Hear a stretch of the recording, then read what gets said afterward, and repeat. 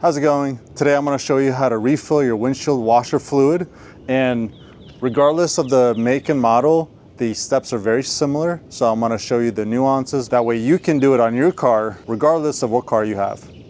Different fluids will have different freezing points. You want to make sure you get one that's right for you. I'm going to first show you how to do the refill on the Ford Explorer. So first we're going to open up the driver's side door, and in the footwell you'll see the hood release lever. You want to pull that twice. Now that the hood is released, you can just pull this up.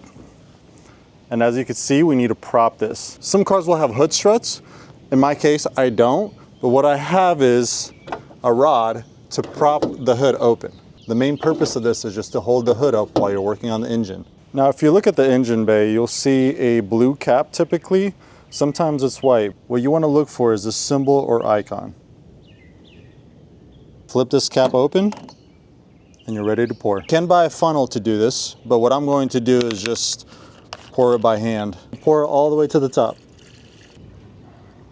Now in this case I needed more than one bottle. Once the reservoir is topped off, you can just close the lid. So now we want to close the hood. So all you have to do is lift the hood up, pull this out, and then you're going to put it right back where it was. Usually there's a clip that holds this in place.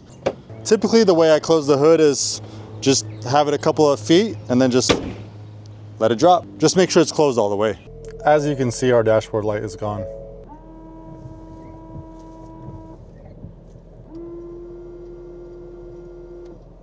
Now we're going to move on to the 94 Isuzu Trooper. I'll show you the similarities and differences between the two vehicles.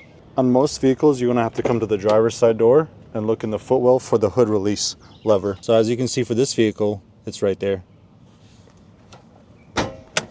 Once we pull the lever once, we have to manually come and release the hood latch. On this style of car, we only pull the hood release once, and then we have to manually come over and release the hood latch. So you want to come here, and you'll find this little tab.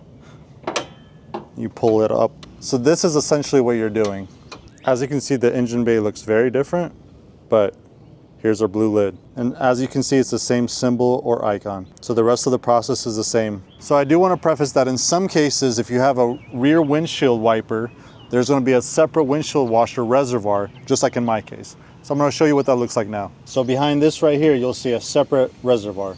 So I'll top this off now. As you can see, the process is very similar for two very different cars, 26 years apart. So hopefully you find this process helpful. Please like the video, subscribe, and let me know if you're successful in refilling your windshield washer fluid. I'll catch you in the next one.